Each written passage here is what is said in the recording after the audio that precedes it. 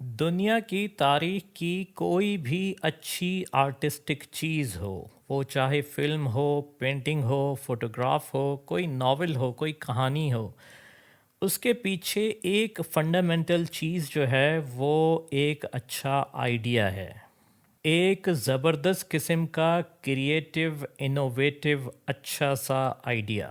آپ آرٹ کی دنیا کی کوئی بھی چیز سیکھ لیں، اس سے متعلق جتنی بھی ٹیکنیکل چیزیں ہیں وہ آپ کو سکھا دی جائیں گی۔ کیمرہ کیسے یوز کرتے ہیں، برش کو کس طرح یوز کیا جاتا ہے، رنگوں کا استعمال کس طرح ہوتا ہے، کمپوزیشنل رولز کو ہم کیسے یوز کریں گے، لائٹنگ کا استعمال کیسے کریں گے، چیزوں کو اسٹرکچر کیسے کریں گے۔ لیکن وہیں پر ایک اچھے آئیڈیا کے لیے کوئی رولز نہیں بتائے جاتے، کوئی قانون آپ کو یہ نہیں بتاتا کہ یہ ایک اچھا آئیڈیا ہے یا برا۔ اب ایک سوال یہ ہے کہ اگر آئیڈیاز کسی رول کو فالو نہیں کرتے تو کیا ہم اچھے آئیڈیا جنریٹ کرنا سیکھ سکتے ہیں؟ کیا یہ ممکن ہے؟ کیا ایسا پاسبل ہے؟ شاید ہاں، لیکن اس سے پہلے ہمیں کچھ باتیں سمجھنی پڑیں گی۔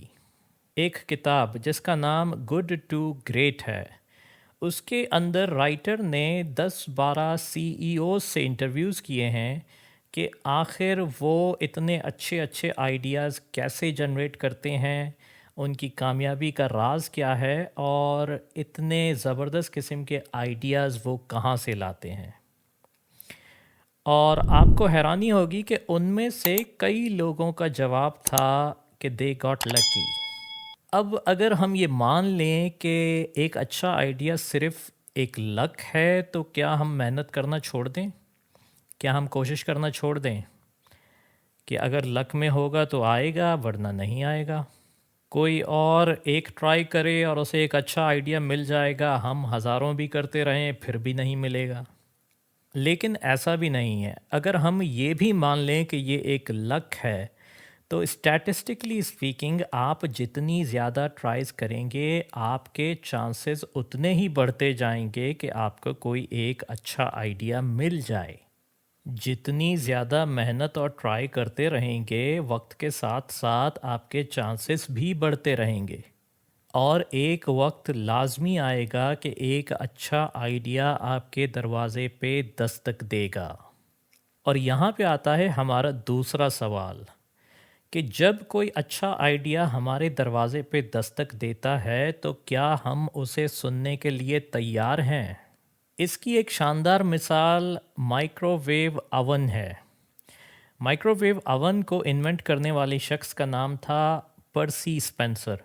پرسی کسی ریڈار ٹیوب پہ کام کر رہا تھا جب اس نے نوٹس کیا کہ اس کے پاس جو چاکلیٹ ہے وہ اچانک پگھل جاتی ہے۔ اسے یہ چیز بڑی حیران کن لگی اور اس نے واپس جا کر اس چیز پہ ریسرچ کی، اور فائنلی آج ہمارے پاس مائکرو ویو اوون جو ہے وہ اسی ریسرچ اور اسی چیز کا نتیجہ ہے۔ لیکن یہ چاکلیٹ پگھلنے والی چیز جو ہے یہ صرف پرسی نے ایکسپیرینس نہیں کی تھی، اور بھی بہت سارے سائنٹسٹ نے کی تھی، اور بھی انجینئرس نے کی تھی، ان کے ساتھ بھی اس طرح کی عجیب و غریب چیزیں ہوتی تھیں، لیکن ان میں سے کسی نے اس چیز پہ غور نہیں کیا۔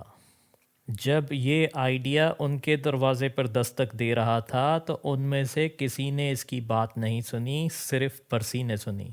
اس ساری بات سے اگر ہمیں کوئی سبق ملتا ہے تو وہ یہ ہے کہ اپنے تجسس کو، اپنے کیوراسٹی کو کبھی ختم مت ہونے دیں۔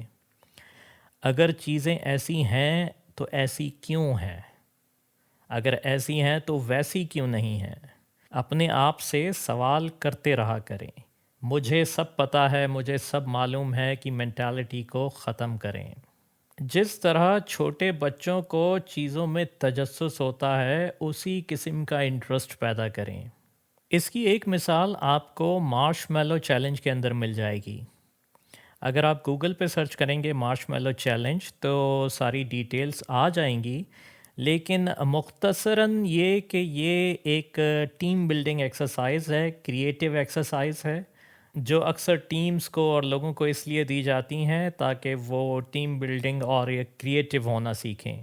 یہ چیلنج پیٹر اسکل مین نے ایجاد کیا تھا، اور اس میں آپ کو کرنا یہ ہوتا ہے کہ آپ کے پاس کچھ اسپیگیٹی کی سٹکس ہوتی ہیں، کچھ تھریڈز ہوتی ہیں، ٹیپ ہوتا ہے اور ایک بڑا سا مارشمیلو ہوتا ہے، اور آپ کو ایک اسٹرکچر بنانا ہے۔ آ، اس اسٹرکچر کے اوپر آپ کو وہ مارشمیلو رکھنا ہے۔ جس کا اسٹرکچر سب سے زیادہ لمبا ہوگا وہ ٹیم جیت جائے گی۔ اور مزے کی بات یہ ہے کہ یہ چیلنج جب بڑے بڑے سی ای اوز کو دیا جاتا ہے یا کالج اور یونیورسٹی کے گریجویٹس کو دیا جاتا ہے تو ان کی ٹیم کنڈر گارڈن کے بچوں سے ہار جاتی ہیں۔ تو جس دن آپ نے اپنے اندر کے بچے کو سلا دیا، آپ کی کریٹیوٹی بھی سو جائے گی۔ جتنا نالج ان بچوں کے پاس تھا، ظاہر سی بات ہے کہ ان بڑوں کے پاس اس سے کہیں زیادہ نالج موجود تھا، لیکن وہ اتنے کریٹو نہ ہو سکے جتنے کہ وہ بچے تھے۔ میں نے پہلی بار لوکس زمرمین کی تصاویر، جن کا عنوان تھا ٹریفک لائٹ، جیمی ونزر کے ویڈیو میں دیکھی تھیں، اور میرے ذہن میں بھی وہی سوال آیا تھا جو کہ جیمی پوچھ رہا تھا، اور وہ سوال صرف اتنا تھا کہ یہ آئیڈیا مجھے کیوں نہیں آیا۔ اگر آپ ان تصاویر کو دیکھیں تو یہ رات کے وقت ٹریفک لائٹس کی تصاویر ہیں جو کہ لانگ ایکسپوجر پہ لی گئی ہیں۔ ان تصاویر کو لینے کے لیے جتنی بھی ٹیکنیکل نالج ہے وہ میرے پاس بھی موجود ہے، جیسا جیمی نے کہا تھا کہ اس کے پاس بھی موجود ہے۔ ہمارے پاس بھی سردیوں میں وہی موسم موجود ہے جو موسم ایسی تصاویر کے لیے آئیڈیل ہے، وہ سارا ایکوپمنٹ بھی ہمارے پاس موجود ہے، لیکن یہ آئیڈیا ہمارے ذہن میں نہیں آیا۔